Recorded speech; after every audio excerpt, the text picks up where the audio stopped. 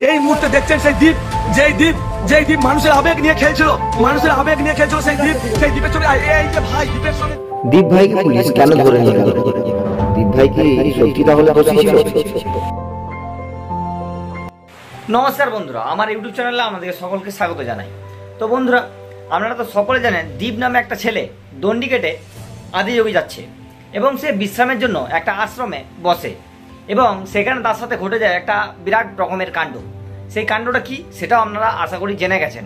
হ্যাঁ বন্ধুরা, সেটা হচ্ছে তাকে নাকি বলেছে যে তুই ওখানে মদ গাঁজা এসব খাচ্ছিস এবং তাকে পুলিশের হেফাজতেও দেওয়া হয়। এবারে ঘটনাটা কি সত্যি, আদেও কি সে মদ গাঁজা খাচ্ছিল না অন্য কিছু করছিল, সেটার জন্য এই ভিডিওটা আমি বানাচ্ছি। ভিডিওটা দেখতে থাকো। এই দ্বীপ, সেই দ্বীপ এবং একের পর এক যেই তাকে বলতে গেছে। দীপকে পুলিশ আটক করে দিল। দীপ কি আদেও দোষী, নাকি তাকে জোর করে আটক করা হলো, বা তার পেছনে অন্য কিছু কারণ আছে, বা অন্য কিছু পলিটিক্স আছে?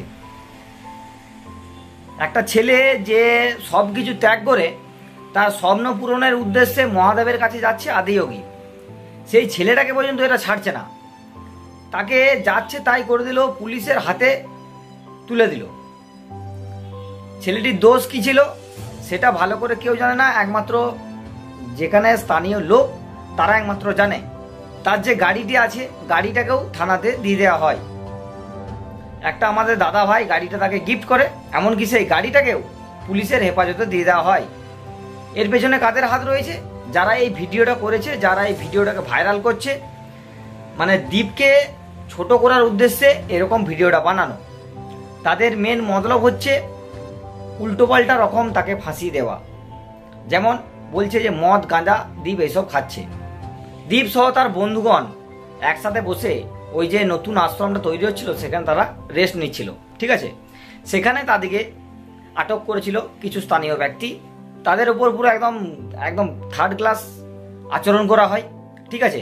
বলছে তোরা মদ গাঁজা এসব খাচ্ছিস, লোকের সিম্প্যাথি নিচ্ছিস, তোরা লোক যে তোদেরকে এত বিশ্বাস করছে ওই বিশ্বাসের মর্যাদা তোরা রাখছিস নাই। তোরা মদ গাঁজা খেয়ে পয়সাগুলো ফুটোচ্ছিস, যে পয়সাগুলো মানুষ দিচ্ছে সেই পয়সাগুলো তোরা ফুটিয়ে দিচ্ছিস, মদ বিয়ার এসব তোরা খেতে এসেছিস, এসব তারা বলছে। এবার প্রশ্ন হচ্ছে দীপ ভাইকে কেন পুলিশ আটক করলো বা পুলিশ কেন ধরলো?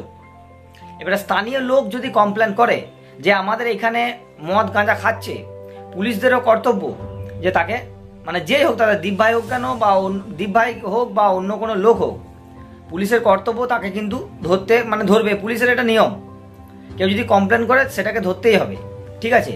এরপরে পুলিশের দোষ আমি দিচ্ছি না, দোষ হচ্ছে যে স্থানীয় লোকগুলো আছে তাদের তো এটা বোঝা উচিত। এটা তো ছেলে খেলা ব্যাপার নয়, এটা যে আজকে বেরোলাম কালকে পৌঁছে গেলাম সেরকম ব্যাপার নয়। এটা প্রায় 4 থেকে 5 বছর অবধি সময় লেগে যাবে।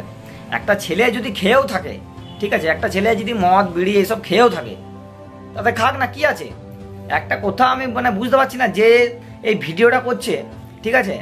এবারে এমনও তো হতে পারে সেও খায়, না খাওয়ার কিছুই নাই।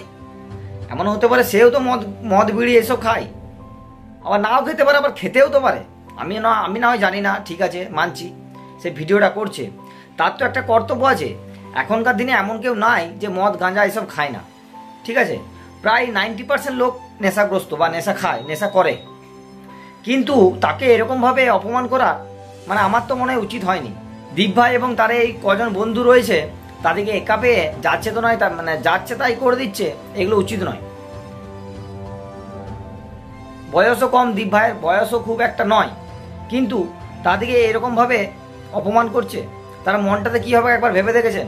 সে এতটা পথ পাড়ি দেবে যদি এরকম করে, যদি লোকেরা এমনি করে, তাকে সাপোর্ট না করে, যদি এরকম করে, তাহলে তার মনটাই কী হবে? তাকে একমাত্র হেনস্থা করার জন্য এরকম করেছে, যেন না যেতে পারে, ঠিক আছে? লোককে বুঝিয়ে দেয় যে না, এই ছেলেটি এরকম করছে, মদ গাঁজা খাচ্ছে, ছেলেটি ভালো নয়। এইসবের জন্য দীপ ভাইকে ছোট করার চেষ্টা করা হচ্ছে।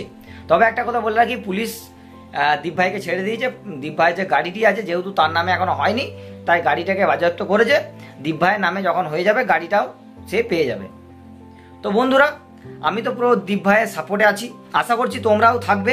তাই যারা যারা দীপ ভাইকে সাপোর্ট করছো অবশ্যই কমেন্ট বক্সে লিখো। তো বন্ধুরা, ভিডিওটা আমি এখানে শেষ করলাম। দেখা হচ্ছে নেক্সট ভিডিওতে। তোমরা ভালো থাকবেন, সুস্থ থাকবেন। ধন্যবাদ।